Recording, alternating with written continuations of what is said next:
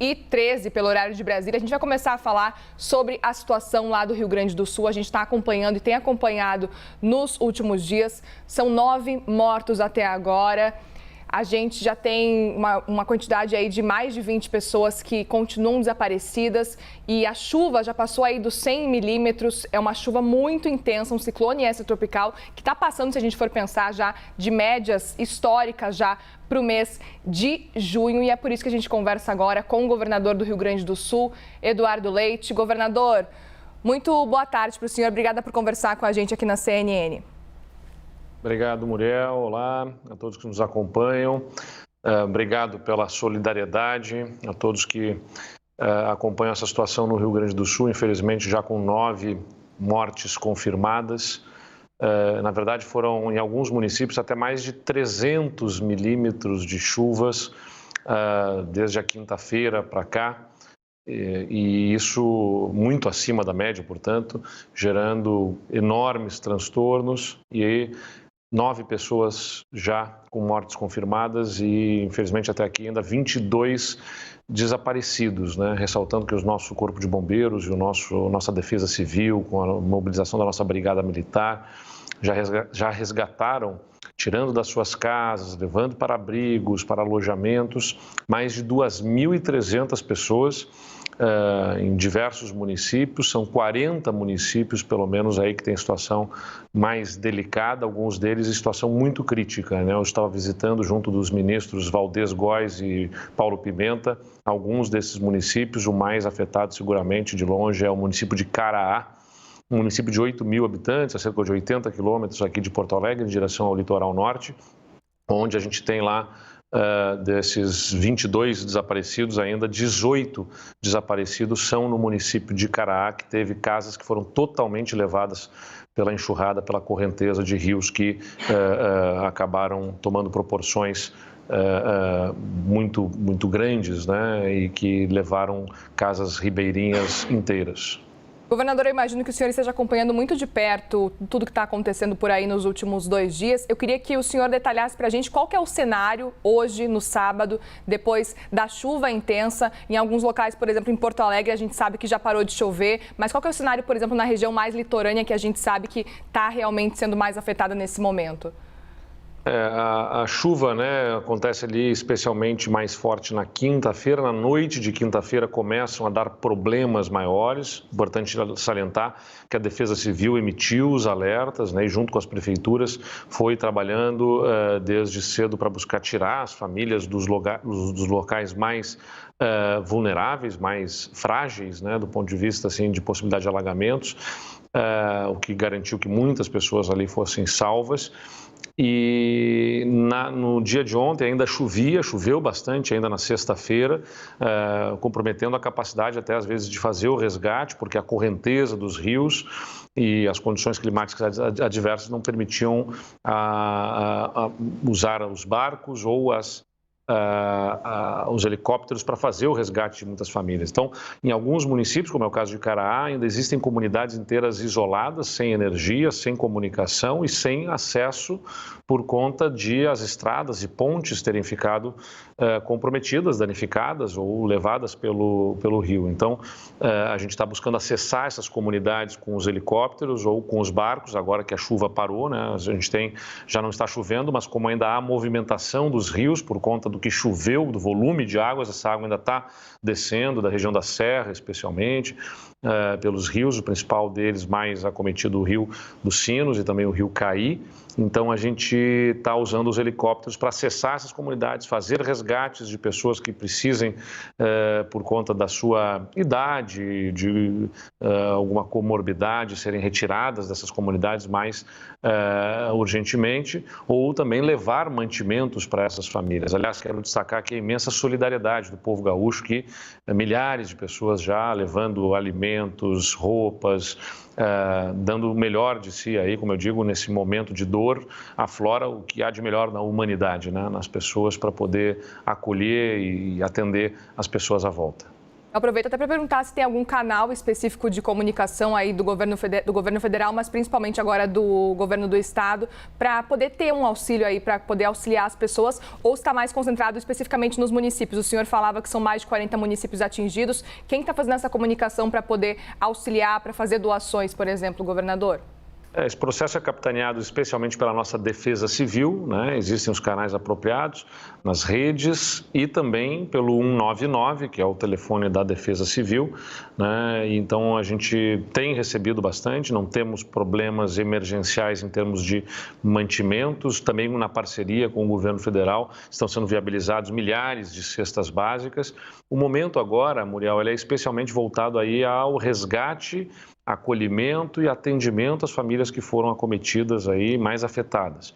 Ao longo dos próximos dias, já na segunda-feira, eu recebi agora a visita do ministro Valdez e do ministro Paulo Pimenta, como disse, ontem pelo telefonema o presidente Lula designou esses ministros, conversamos por telefone, ele designou esses ministros para estarem conosco, então nos próximos dias, na segunda-feira, especialmente pela manhã, a gente promove uma reunião aí da Defesa Civil Nacional, com a Defesa Civil do Estado e com os municípios mais afetados, em situação mais crítica, para dar toda a orientação no processo aí de preenchimento dos relatórios de forma simplificada para que a gente possa ter os planos de ação, de reconstrução, né, e de mitigação dos danos o mais rápido possível em curso, porque, como eu disse, agora é a hora de resgatar, acolher, atender, garantir alimento, roupa, que as pessoas não passem frio nem fome.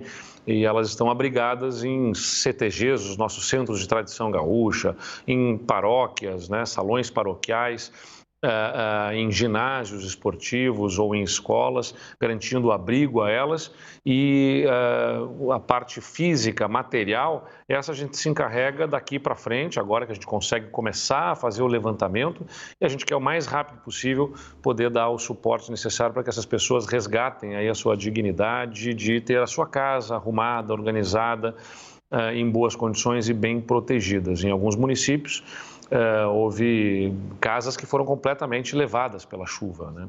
Em outros, as pessoas perderam tudo que tinha dentro da casa, mas a casa está lá de pé, né? Precisa ser limpa, arrumada, e a gente vai ver condições aí de poder ajudar essas famílias, especialmente aquelas em situação de vulnerabilidade, as mais pobres, de conseguirem recuperar eletrodomésticos, né? Geladeira, fogão, mobiliário. Eu já determinei aos nossos secretários que a gente possa desenhar aí para essas famílias em situação de vulnerabilidade o apoio necessário para que elas possam, quanto antes, recuperar suas casas em condições habitáveis. Com essa visita do governo federal, existe algum tipo de conversa já para que algum tipo de valor seja disponibilizado para essas famílias, essas pessoas que perderam tudo realmente agora aí nessa tragédia no Rio Grande do Sul? O senhor falava há pouco que milhares de cestas básicas já vão ser disponibilizadas também nesse processo, já que esse contato aí está mais próximo com o governo federal também, agora que os ministros estão aí no Rio Grande do Sul. Qual que é o cenário a partir de agora? Existe algum tipo de conversa para que algum valor seja disponibilizado, governador?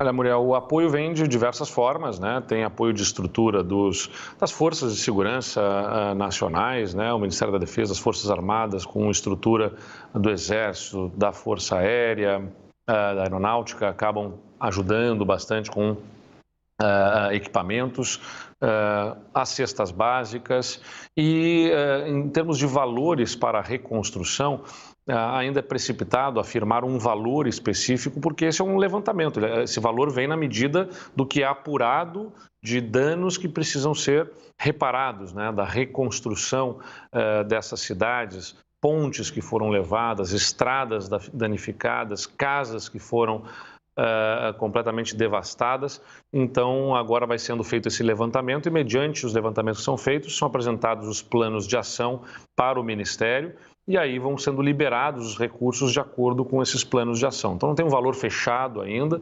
porque o evento climático se encerrou ontem, né? Então, agora é o momento de levantar, como eu disse, cuida das pessoas, abriga, dá a atenção necessária a cada uma delas e às suas famílias. Agora a gente parte para fazer o levantamento, algumas ações emergenciais para reconectar comunidades que estão isoladas por conta de pontes que foram levadas, como eu disse, então tem algum tipo de ação emergencial para poder garantir uma passagem em algum rio, e enquanto a gente desenha qual é a solução para a reconstrução dessa ponte. E aí, com esse plano, o governo federal, o Ministério da Integração Nacional e a Defesa Civil Nacional liberam os recursos de acordo com o que a gente vai apresentando de projetos. Governador, aproveito para te perguntar sobre a sua agenda ao longo dessa semana para conseguir também desenvolver e liberar novos valores, também não só isso, mas também acompanhar as buscas a desaparecidos para auxiliar, claro, também a todo mundo que está indo para CTGs, o que for. Enfim, eu sou gaúcha também, governador, e eu confesso que eu não lembro na história recente do estado, principalmente quando a gente fala do litoral, um temporal, um ciclone extratropical que tem atingido de forma tão intensa essa região ali litorânea principalmente, né? A gente está falando aí de Cará, também Maquiné, que foi completamente destruído, diversas regiões que são super importantes também, quando a gente fala do litoral especificamente, na época do verão também. Qual que é o cenário que o senhor está traçando já a partir de agora, levando em consideração já essa próxima semana, para tentar conseguir recuperar alguma situação, recuperar de modo geral alguma rua, algum local que seja mais eficiente, assim? Qual que é o caminho que o senhor está pensando a partir de agora? A gente sabe que agora é muito correr atrás do prejuízo mesmo, principalmente focar em buscar as pessoas, mas para a próxima semana, o que o senhor está pensando, então, em termos de agenda para conseguir auxiliar, principalmente os municípios que foram mais atingidos? São 40 municípios no total que foram afetados, mas dentre esses 40 municípios, eu diria que pelo menos ali uns 5 são mais críticos, né? E o município seguramente onde há maior criticidade é Caraá, que é a 80 quilômetros, como eu disse, em direção ao litoral norte aqui do nosso estado, e que tem, infelizmente, ainda 18 pessoas desaparecidas. Então, é onde houve muito mais danos e perdas, e inclusive perdas de vidas humanas. O que a gente faz agora, né? A gente está, além de dar toda essa assistência, na segunda-feira de manhã, reunião das equipes da Defesa Civil Nacional, da Defesa Civil Estadual e as prefeituras para poder organizar os relatórios, os planos de ação para fazer a liberação de recursos o mais rápido possível. Na segunda-feira, no final do dia, eu faço a reunião com a nossa equipe de secretários aqui para poder justamente alinhar as estratégias para rapidamente colocar em ação as condições de habitação, por exemplo, o atendimento de saúde para essas pessoas, as escolas que foram mais afetadas, né, terem aí rapidamente a condição de serem recolocadas em funcionamento. Então, tudo aquilo que envolve ações do governo do estado para garantir as estradas em condições, a partir do nosso departamento de estradas do estado, tudo isso será alinhado na tarde de segunda-feira. De posse de todos esses dados e informações, eu devo ir na noite de terça-feira a Brasília, já para na quarta-feira me reunir, eu já estava previsto de ir, para tratar inclusive com o ministro Paulo Teixeira, que é do Desenvolvimento Agrário, sobre as ações em relação à estiagem que nós sofremos, né? Veja que esse mundo que nós vivemos de mudanças climáticas e eventos extremos, o Rio Grande do Sul sofreu muito com a estiagem, com a falta de chuvas, que nos fez perder boa parte da nossa safra nos últimos anos, na soja, no milho e outras culturas que nós temos aqui de grãos no estado.